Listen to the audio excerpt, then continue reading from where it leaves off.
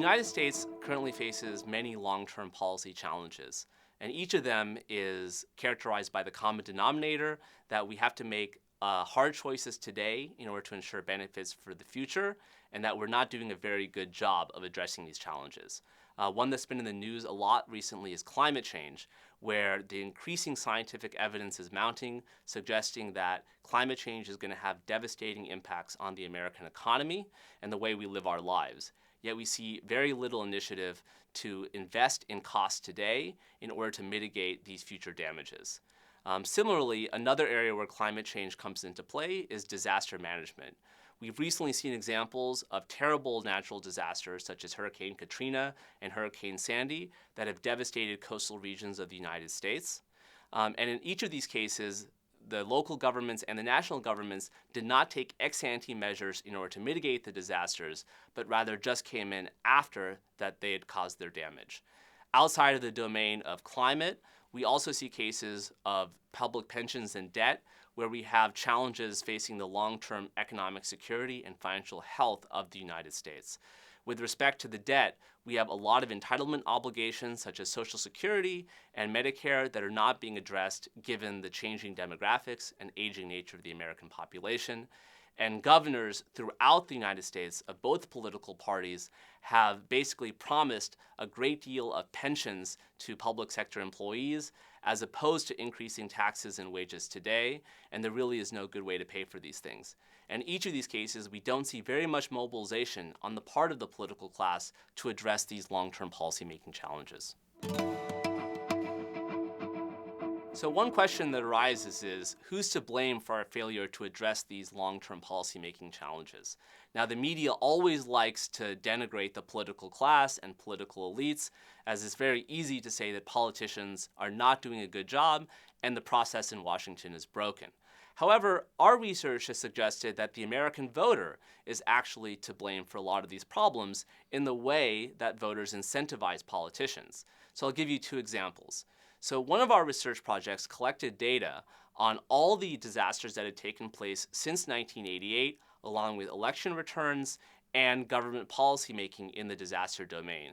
And what we found is that voters do a pretty good job of rewarding politicians for disaster relief spending, but do a very poor job for rewarding them for disaster preparation spending.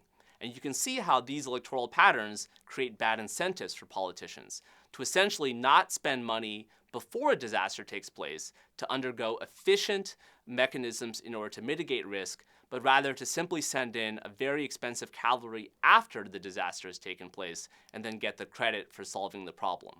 Another example we found is that voters oftentimes are not very forward-looking towards the future, but instead are really subject to the whims of the moment.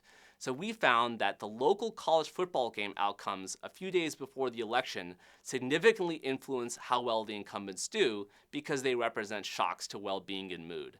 So a win versus a loss by the local college football team increased an incumbent's vote share by about 1.6 percentage points, suggesting that voters are overly influenced by their mood and not doing all that they need to do to be effective democratic citizens. Then the question arises of what we can actually do to address this problem and failure of long-term policymaking. One issue is that the United States is characterized by short terms, at least compared to many other advanced democracies on the planet. Now, the problem with short terms is that even though they increase accountability between representatives and constituents, they make politicians very short-sighted. The analogy would be a CEO who's so concerned with quarterly earnings that they forget about long-term health of their shareholders, employees, and other key stakeholder groups.